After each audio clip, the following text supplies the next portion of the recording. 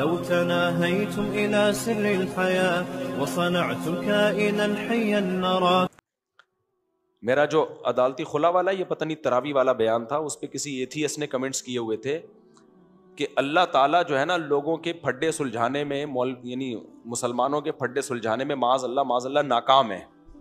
یعنی اس نے اس کو اللہ کا مذاق اڑانے کا ذریعہ بنایا کہ یار تمہارا اللہ فیصلہ ہی نہیں کر پا رہا ہے کہ تراوی 8 ہیں کہ 20 ہیں، تراوی طلاق 3 ہے کہ 1 ہیں، تو تمہارے اپنے ہی مسئلے نہیں اللہ نے حل کیا، ہمارے مسئلے کا حل کرے گا. تو یہ بات بھی قرآن بیان کر چکا ہے. 8 اور 20 کا اتنا بڑا اختلاف تھوڑی ہے، پڑھتے تو ہیں نا دونوں. زیادہ بڑا اختلاف تو اس کا ہے کہ خدا ہے یا نہیں ہے، ایک اللہ ہے یا ایک سے زیادہ خدا ہیں، آخرت ہے یا ہم مر کے مٹی ہو کے ختم، یہ تو زیادہ بڑا اختلاف ہے نا.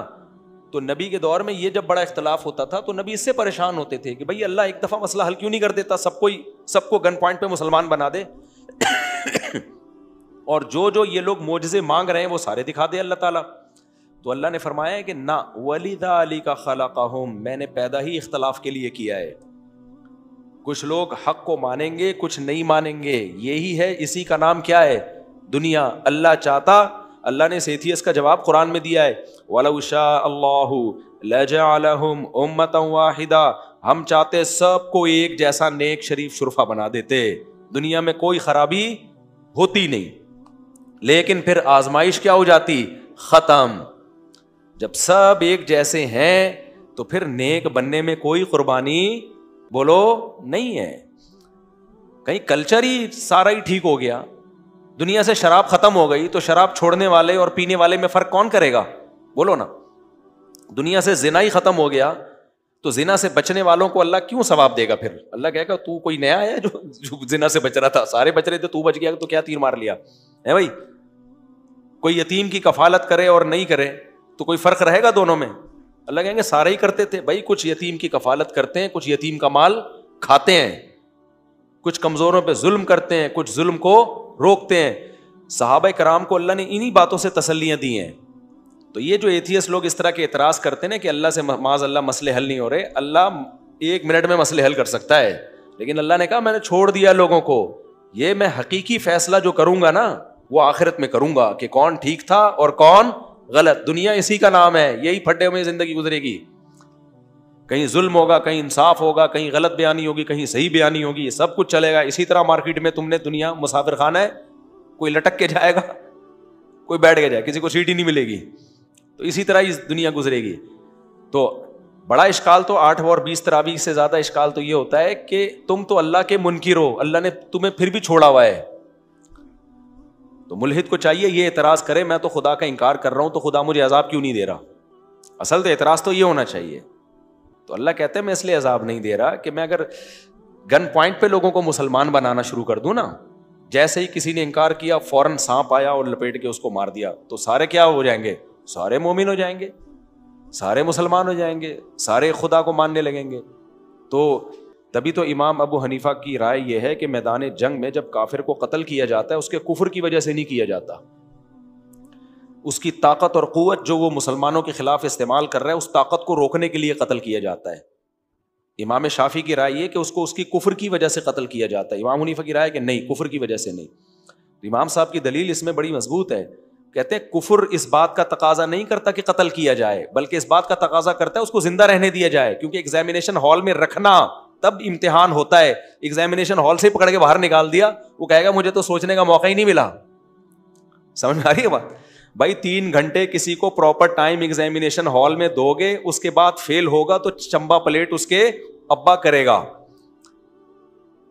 وہ 3 گھنٹے کے لیے گیا ایگزامینیشن ہال میں، ٹیچر نے ایگزامینر نے دیکھا کہ اس کو پیپر آ نہیں رہا، 5 منٹ میں اس نے کچھ بھی نہیں حل کیا، ابھی 5 ہیں اور ٹھڈا مار کے باہر نکال دیا اس کو کہ ہمیں پتا ہے تو کچھ نہیں کر سکتا.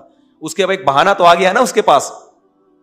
اب ابا جب فیل ہوگا، یہ بندہ فیل ہوگا، ابا چترول لگائیں گے تو یہ بندہ ابا کو بولے گا ابا مجھے بیٹھنے کہاں دیا. اب ابا ایگزامینر کے پاس گئے تو انہیں بیٹھنے کیوں نہیں دیا؟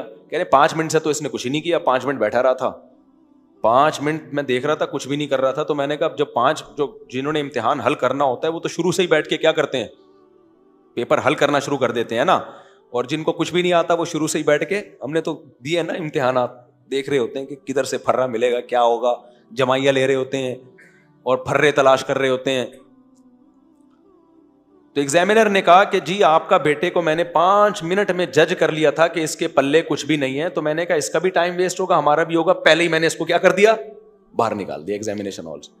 ابا کہے گا کمبخت تو پوری حجت تو تمام ہونے دیتا, حجت تو تمام ہونے دیتا, 3 گھنٹے جو اس کا ٹائم ہے اس میں اس کو پورا پورا بیٹھنے کا موقع دیتا, پھر میں اس کے چمبا پلیٹ کرتا. تو نے تو مجھے چمبا پلیٹ سمجھتے ہو, تو چمبا کا مطلب پلیٹ, چمبا وہ جو کبھی لگا ہو تو پھر مزہ پتہ چلے گا, یہ چیز الفاظ سے نہیں سمجھائی جا سکتی. تو اسی طرح جب کافروں سے جنگ ہوتی ہے میدان جنگ میں, تو ان کو ان کے کفر کی بیس پہ قتل نہیں کیا جاتا. قتل اس لیے کہ بھائی جنگی ہے, تو جنگی میں تو ظاہر ہے جب تک قتل نہیں کرو گے تو غلبہ کیسے حاصل ہوگا. تو ورنہ وہ امام صاحب کہتے ہیں کفر اس کا تقاضا کرتا ہے کہ اس کو زندہ چھوڑا جائے تاکہ یہ اللہ کی نعمتوں کا مشاہدہ کرے, اور ہو سکتا ہے ایمان لے آئے, نہ لائے تو پھر اللہ کی حجت تمام ہوگی.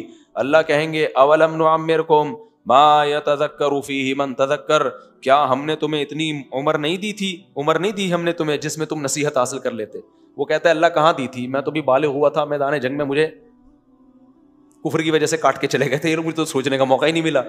تو اس لیے جو بھی اس کی طبعی عمر ہے اس تک اس کو زندہ رہنے کا موقع دیا جائے گا. تو پھر وہ ایمان لے آئے, ٹھیک ہے, نہیں لائے تو اللہ اس سے حساب و کتاب لے گا.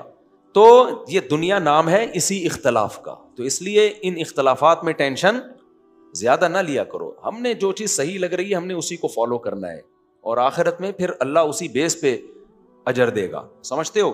تو اس لیے اللہ نے فرمایا کہ اے نبی ان کے جو یہ اعتراض ہے نا کہ اچانک تورات کیوں نہیں مل جاتی, اس سے پریشان نہ ہو.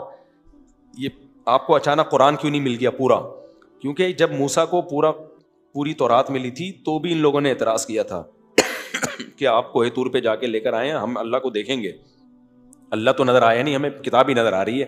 تو اس لیے ان کے اعتراضات کی پرواہ نہ کریں. تو یہ بہت اہم آج کے اس میں سبق تھا. ہوا و حرص والا دل بدل دے, میرا غفلت میں ڈوبا دل بدل دے.